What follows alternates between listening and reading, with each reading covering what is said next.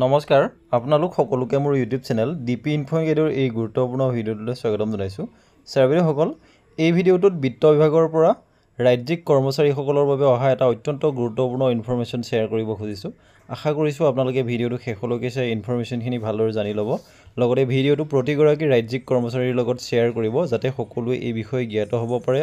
ছাৰসকল, একাংশ ৰাজ্যিক কৰ্মচাৰীৰ বাবে বিত্ত বিভাগৰ তৰফৰ পৰা অন্তিম সময়সীমা বান্ধি দিয়া হৈছে আৰু সেয়া হৈছে চৰকাৰী কৰ্মচাৰীৰ তথ্য দাখিলৰ অন্তিম সময়সীমা বান্ধি দিলে বিত্ত বিভাগে। কৰ্মচাৰীৰ তথ্য দাখিলৰ শেষ সময়সীমা বান্ধি দিলে বিত্ত বিভাগে। যিসকল নিয়মীয়া কৰ্মচাৰীৰ নিযুক্তি প্ৰক্ৰিয়া 2005 চনৰ 1 ফেব্ৰুৱাৰীৰ আগতেই আৰম্ভ হৈছিল, তেওঁলোকক পুৰণি পেঞ্চন আঁচনি চমুকৈ OPS-ৰ আওতালৈ আনিবলৈ বিত্ত বিভাগে আন বিভাগসমূহৰ তেনে কৰ্মচাৰীৰ সংখ্যা বিচাৰি আছে যদিও বিভাগসমূহে সঁহাৰি দিয়া নাই। সেয়েহে এই সময়সীমাৰ ভিতৰত থকা কৰ্মচাৰীসকলৰ তথ্য দাখিল কৰিবলৈ বিভাগসমূহক শেষ সময়সীমা বান্ধি দিয়া হৈছে।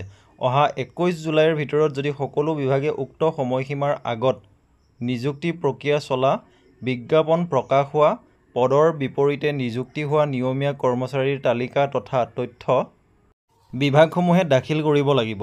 বিত্ত বিভাগৰ সচিবে সকলো বিভাগৰ জ্যেষ্ঠ সচিবসকলে দিয়া পত্ৰত তথ্য লাভ নকৰাৰ পৰিপ্ৰেক্ষিতত পুনৰবাৰ অনুৰোধ জনোৱাৰ কথা উল্লেখ কৰে।